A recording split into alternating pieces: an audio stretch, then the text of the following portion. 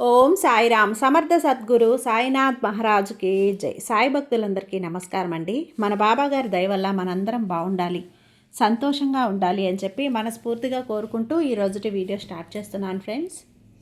ఇక ఈరోజు వీడియోలో మనం చూడబోయేది ఏంటి అంటే, తల్లి నీ గుండె జల్లుమనిపించే ఒక వార్త చెప్తాను. గుండె గుప్పెట్లో పెట్టుకొని మరీ విను. ఎందుకంటే ఇది విన్నావంటే నిజంగా నువ్వు ఆశ్చర్యపోతావు, చాలా భయపడిపోతావు.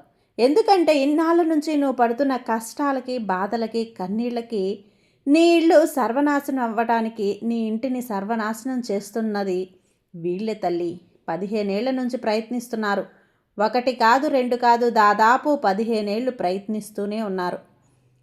నిన్ను ఈ ఇంటిని నాశనం చేయటమని, నిన్ను తిప్పలు పెట్టాలని, 3 చెరువుల నీళ్లు తాగించాలని, నీ ఎదుగుదలను ఆపాలని చెప్పి, నీ సంతోషాన్ని చిదిమేయాలని, నీ సంసారాన్ని నాశనం చేయాలని చెప్పి ప్రతి ఒక్క చోట నీ డబ్బుని, నీ నవ్వుని, నీ ఆనందాన్ని, నీ ఆరోగ్యాన్ని, నీ పేరుని, ప్రతి ఒక్క దాన్ని కూడా పాడు చేయాలని కంకణం కట్టుకున్నది వీళ్ళేనమ్మా.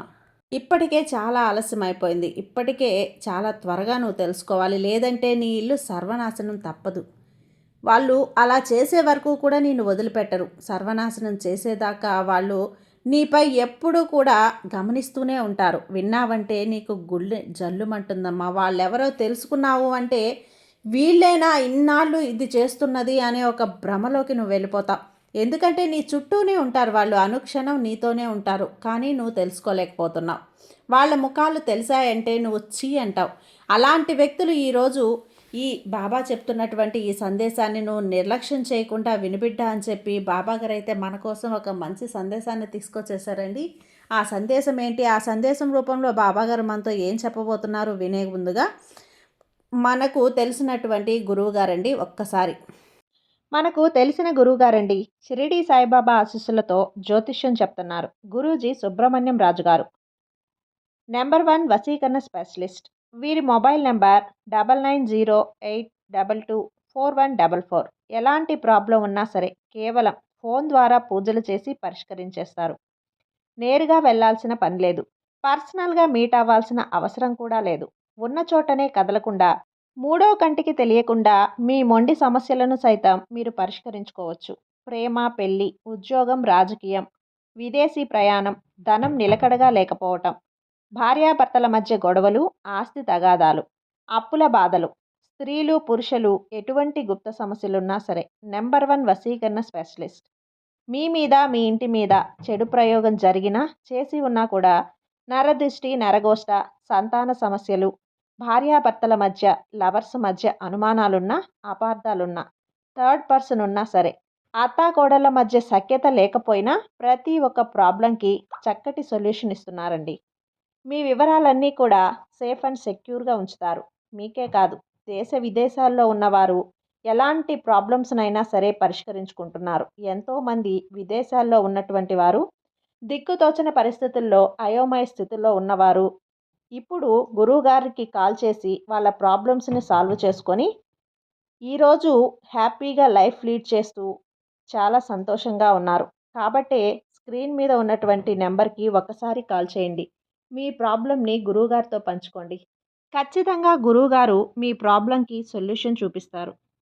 ఇక వీడియోలోకి వచ్చేస్తే తల్లి, ఈ సందేశం నువ్వు వినే ముందు నీకొక విషయం చెప్పాలమ్మా. ఈ విషయం చెప్పిన తర్వాత నువ్వు ఎట్టి పరిస్థితుల్లో కూడా కంగారు పడకు. ఎందుకంటే గత 15 ఏళ్ళుగా ఎదుర్కొంటున్న సమస్య ఏంటో తెలుసా నీకు? నిన్ను నాశనం చేయడానికి 15 ఏళ్ల నుంచి ప్రయత్నిస్తున్నారు. నీ సమస్యని పరిష్కారం ఏంటో తెలుసా బిడ్డ? ఈ విషయాలన్నీ ఈరోజు నీకు చెప్పబోతున్నాను. ఈ సమస్య నుంచి ఎలా బయటపడాలో కూడా మార్గం చెప్తాను. నువ్వు తెలుసుకోవాల్సిన జాగ్రత్తలేంటి, పాటించాల్సిన నియమాలేంటి, ప్రతి ఒక్కటి నీకు చెప్పబోతున్నాను. జాగ్రత్తగా విను.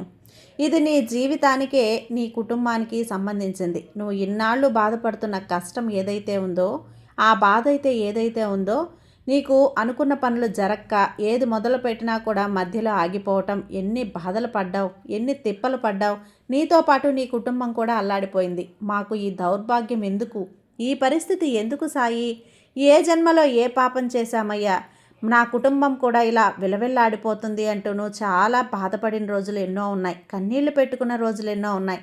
బాధపడిన క్షణాలు, వాటన్నింటికీ కూడా ఈరోజు విషయం ఏంటి అనేది చెప్తాను. దానికి కారణం ఏంటి అనేది కూడా చెప్తాను, జాగ్రత్తగా విను. దీనంతటికీ కూడా కారణం ఎక్కడి నుంచి మొదలైందో తెలుసా? ఒక్కసారి విను. ఎక్కువగా నువ్వు అందరినీ నమ్మేస్తావు. అందరూ కూడా నా వాళ్ళే అని చెప్పి అందరితో నీ సొంత విషయాలు పంచుకుంటూ ఉంటావు.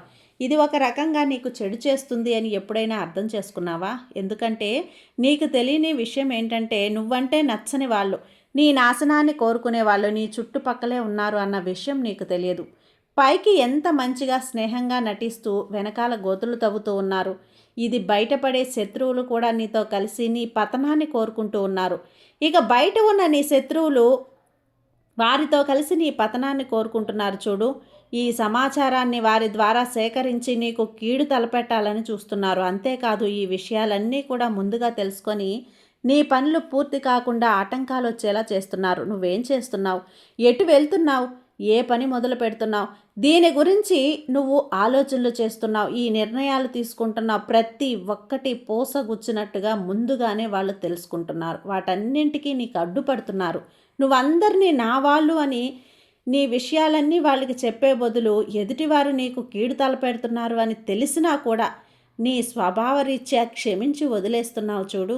మళ్ళీ వారితో తిరిగి మామూలుగా మాట్లాడతావు. వాళ్ళు మారిపోయే ఉంటారులే అనే భ్రమలో ఉంటావు. నీ సొంత విషయాలు వాళ్ళతో పంచుకోవటం మానేయమ్మా. కానీ వారు మాత్రం నిన్ను టార్గెట్ చేస్తున్నారే, ఈ విషయాన్ని నువ్వు గమనించలేవా?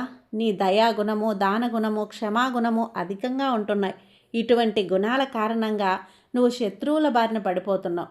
నువ్వు ఎంత మంచిగా ఉన్నా ఎదుటివారు నిన్ను చూసి ఓర్వలేని స్థితిలో ఉంటున్నారు, ఓర్వలేని పరిస్థితుల్లో ఉంటున్నారు.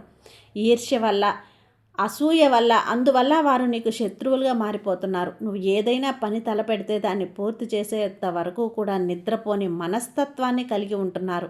కానీ శత్రువులు మాత్రం నువ్వు చేసే పనులు ఏ విధంగా చెడగొడదామా అని ఎదురు చూస్తున్నారే. నీ మీద కన్ను వేసి మరీ ఉంటున్నారమ్మా. కాబట్టి ఈ విషయాన్ని నువ్వు గమనించుకో. శత్రువులు ఎవరో, మిత్రులు ఎవరో గుర్తించాల్సి ఉంది కదా. ఇంత జాగ్రత్తగా ఉంటే అజాగ్రత్తగా ఉంటే ఎలా చెప్పు? మోసపోతూనే ఉంటావు, దెబ్బతింటూనే ఉంటావు, గాయపడుతూనే ఉంటావు. అనుక్షణం నీ బాబా నీ వెంట ఉండలేడు కదా. నీ జాగ్రత్తలో నువ్వు ఉండాలి. అంతా జరిగిపోయాక బాబా ఇలా జరిగింది తండ్రి అంటూ మొరపెట్టుకుంటున్నావు. చేతులు కాలేక ఆకులు పట్టుకొని ఏం వస్తుంది చెప్పు? బిడ్డ, జాగ్రత్త పడాలి. ముందుగానే జాగ్రత్త పడు. ముఖ్యంగా ఉద్యోగం చేసే స్థలంలో, నీ ఇంటి దగ్గర ఎవరైనా సరే నువ్వు కష్టపడినా కూడా వారికి నీ కష్టం తెలియకుండా మధ్యలో ఉండి అంతా నేనే చేశాను అని చెప్పుకొని నీ కష్టాన్ని దోచేసుకుంటున్నారు. వారు పై అధికారుల నుంచి మంచి పేరు పొందుతున్నారు, లబ్ధి పొందుతున్నారు. ఇక్కడ కష్టమంతా నీదే, సొమ్మొకరది సోకొకరది అన్నట్లు కష్టం నీదే, వాళ్ళు దాన్ని దోచేసుకుంటున్నారు. అక్కడ చెప్పుకోవడం అంతా నేనే చేశాను అని, ఇక్కడ నీ కష్టమంతా బూడిదలో పోసిన పన్నీరైపోతుంది. ఇలా అనేక రకాలుగా నీకు నష్టం చేయడానికి, నష్టాన్ని కలిగించడానికి ప్రయత్నిస్తున్నారు. అది ఎక్కడైనా అవనివ్వు. నీ వృత్తి కావచ్చు, ఉద్యోగం కావచ్చు, వ్యాపారం కావచ్చు, నీ ఇరుగు పొరుగు వాళ్ళు కూడా కావచ్చు, నీ బంధువులు కావచ్చు, ఆఖరికి నీ ఇంట్లో వాళ్ళు కూడా ఏదో ఒక రకంగా నష్టాన్ని కలిగించడానికే చూస్తున్నారు. నువ్వు ఎంత చేసినా ఏమీ చేయలేదు అన్నట్లు దాన్ని నిరూపించాలని చూస్తున్నారు. అన్నం మానేశామో అన్నట్లు నిరూపించాలని చేస్తున్నారు. దానికి కారణం కూడా ముందుగానే నీ మనసులో వచ్చిన ఆలోచనలన్నీ వాళ్ళతో చెప్పేయటం. ఇలా చెయ్యాలనుకుంటున్నాను, నేను ఇలా చేయాలనుకుంటున్నాను, ఆ నిర్ణయం తీసుకోవాలనుకుంటున్నాను, ఈ క్షణం వచ్చే గంటలో ఈ విధంగా చేస్తున్నానని చెప్పడం వల్లే కదా ఇవన్నీ వస్తున్నాయి. నీ ఆలోచనలు అర్థం చేసుకొని నీకంటే ముందుగా వేగంగా వాళ్ళు చేసేసి అన్నీ కూడా నువ్వు చేసిన దాన్ని కూడా వాళ్ళు చేశామన్నట్లు నిరూపించుకుంటున్నాడు. ఇక్కడ ఏమీ కాక ఒక చేతకాక వ్యక్తిలా నువ్వు చూస్తూ నిలిచిపోయావు చూడు. అది నీకు అర్థం కావట్లేదా? దీనికి గల కారణం నీ మంచితనమే కదా. అయితే దీని గురించి నువ్వు అతిగా ఆలోచించాల్సిన అవసరం లేదు. అందరినీ గుడ్డిగా నమ్మకుండా ఎవరిని ఎంతవరకు నమ్మాలో తెలుసుకొని వారితో ఆ విధంగా ప్రవర్తించడం వల్ల నువ్వు అనేక రకాల సమస్యల నుంచి బయటపడతావు. అదే ప్రతి చోట నీకు శత్రువులు ఉండటం అనేది సర్వసాధారణమైపోయింది. ఎందుకంటే ఒకరి జీవితంలో ఎదుగుతూ ఉంటే ఓర్వలేని వాళ్ళు అనేక మంది చుట్టూ ఉంటారు కదా. 10 కళ్ళు పడుతూ ఉంటాయి. అది బంధువులు కానీ, ఇరుగు పొరుగు వాళ్ళు కానీ, పనిచేసే చోట, ఉద్యోగం చేసే చోట, వ్యాపారం చేసే చోట. కొంతమంది శత్రువులు నీతో ఎదురుగా నేరుగా పోరాడితే, కొంతమంది స్నేహితుల్లా నటిస్తూ, ఇక వీరి ప్రవర్తన ఎలా ఉంటుంది అంటే వారు పూర్తిగా నీ మంచి కోరుకున్నట్లే ఉంటారు. కానీ వారు చేసే పనులన్నీ కూడా నీ పతనానికి కోరుకునే విధంగా ఉంటాయి. అందుకోసం నువ్వు ఏం చేయాలో తెలుసా? వారు ఎలాంటి వారో తెలుసుకొని వారిని కొంచెం దూరం పెడితే ఎన్నో ఏళ్ళుగా నువ్వు పడుతున్న కష్టాల నుంచి ఒక్కసారి బయటపడినట్లే. ముందుగా నువ్వు ప్రతి విషయాన్ని కూడా అందరితో చెప్పడం మానేసేయి. ఇక శత్రువులు నువ్వేం చేస్తున్నావో తెలియక, నువ్వు నెక్స్ట్ ఏం స్టెప్ తీసుకుంటావో అర్థం కాక వెనక్కి తగ్గే అవకాశం ఉంటుంది. తికమకలో పడిపోతారు, అయోమయంలో పడతారు. ఈ వ్యక్తి ఏం చేయబోతున్నాడు, ఎలాంటి ఆలోచన చేయబోతున్నాడు, ఏ నిర్ణయం తీసుకోబోతున్నాడు, ఏం తెలియటం లేదే, అతను కూడా ఏం చెప్పటం లేదే. అతను ఏదైనా చెప్తే కదా మేము ఏదైనా అడుగు ముందుకు వేయాలన్నా, ఒక చర్య తీసుకోవాలన్నా అన్నీ ముందైతే అన్నీ చెప్పేవాడు. ఇప్పుడైతే ఏమీ చెప్పడం లేదు. తన ప్లాను, పథకాలు ఏమీ కూడా మాకు తెలియటం లేదు. నేనేమీ చేయలేని స్థితిలో మేము ఉండిపోతున్నామే. ఇదంతా నీ చేతుల్లోనే ఉంది బిడ్డ. ఇక రెండవది, గొడవల్లో నువ్వు తలదూర్చకు. ఎక్కడైనా గొడవ జరుగుతుంటే నువ్వు ఆ గొడవలో ఇన్వాల్వ్ అవ్వకు. ఒకవేళ నిన్ను మధ్యవర్తిత్వం అడిగినా కూడా నువ్వు ముందుకు వెళ్ళకు, ఒప్పుకోకు. నువ్వు ఏ చిక్కుల్లో పడే అవకాశము ఉండదు. లేదంటే చిక్కుల్లో పడతావు.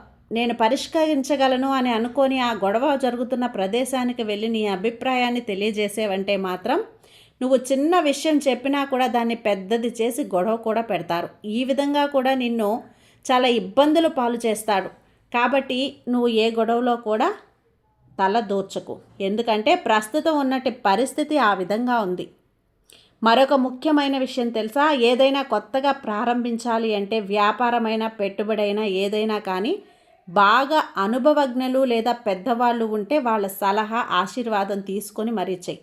ఈ సమయంలో నువ్వు ఖచ్చితంగా ఈ యొక్క నియమం అనేది నువ్వు పాటించే తీరాలి. నీ ప్రతి విషయాన్ని కూడా తీసుకెళ్ళి ఎదుటి వాళ్ళ దోసిట్లో వేయకు, వాళ్ళ దోసిట్లో నింపేయకు తల్లి. అలా వాళ్ళ చేసుకోడి. నీ రహస్యాలను, నీ విషయాలను వాళ్ళకి చెప్పకుండా దాచుకొని వాళ్ళకి ఎప్పుడు కావాలో అప్పుడు ఒకదాన్ని ఒక ఆయుధంగా ఉపయోగిస్తారు. కాబట్టి అందరితో మంచిగా మాట్లాడుతూ, నవ్వుతూ మాట్లాడుతూ ఉండు, సరదాగా ఉండు, స్నేహంగా ఉండు. ఆపదొస్తే వాళ్ళకు వచ్చిన ఆపద నిజమా కాదా, వాళ్ళు నాటకం ఆడుతున్నారా, అబద్ధం చెప్తున్నారా అనే విషయాన్ని గమనించి వాళ్ళకి సహాయం చేయి. మధ్యర్థం అనేది అస్సలు చేయబాకు. ప్రతి ఒక్క విషయంలో జాగ్రత్తగా ఉన్నావంటే ఈ 15 ఏళ్ల నుంచి కూడా నిన్ను ఎప్పుడెప్పుడు చెడగొడదామా అని ఇప్పటికే చెడగొడుతూ వస్తున్నారు. ప్రతి పనిలో అడ్డుపడుతూనే ఉన్నారు. కానీ వాళ్ళు అడ్డుకుంటున్న విషయం నీ కంటికి తెలియకుండా జాగ్రత్త పడుతున్నారు. నీ వెనకే ఉంటున్నారు. ఎలాంటి అడ్డంకులు నీకు రాకూడదు అన్నప్పుడు నీ పనులు సవ్యంగా జరగాలి అంటే నువ్వు ఎవరితో ఎంతలో ఉండాలో అంతలో ఉండు. అంతవరకే మాట్లాడు. నీ సొంత విషయాలు ఏవి వాళ్ళకి చెప్పుకోకు. నీ జీవితంలో మేలు పెట్టే వాళ్ళు ఎవరూ ఉండరు బిడ్డ. నిన్ను కదిలించే సాహసం కూడా ఎవరూ చేయలేరు. ఎందుకంటే నువ్వేం చేస్తున్నావో తెలియదు. నీ మనసులో ఏం ఆలోచన ఉందో తెలియదు. నువ్వు ఎలాంటి పనులు మొదలు పెడుతున్నావో తెలియదు. ఎలాంటి పెట్టుబడులు పెడతావో కూడా తెలియదు. అంతా ఒక నిగూఢంగా, ఒక రహస్యంగా నీ దగ్గర మాట చిరునవ్వుతో మాట్లాడుతావు, మంచి స్నేహంగా మాట్లాడతావు. కానీ నీ కదలికలు తెలియవు వాళ్ళకి, నీ చర్యలు తెలియవు. కాబట్టి నీ అడుగులు ఎటువైపు వాళ్ళు వేస్తున్నావో తెలియదు. కాబట్టి నీ జీవితంలో తొంగి చూసే సాహసం వాళ్ళు చేయలేరు. కాబట్టి నువ్వు ఏదైనా సరే జాగ్రత్తగా, ఎప్పుడైతే నీ సొంత విషయాలు నీ దగ్గర పదిలంగా ఉంటాయో బయట వాళ్ళ గుండె జల్లుమంటుంది. నీ జీవితంలో తొంగి చూడాలన్నా కూడా, నీకేదైనా సలహాలు పెట్టాలన్నా కూడా వాళ్ళు భయపడతారు మాట్లాడడానికి కూడా. కాబట్టి జాగ్రత్త.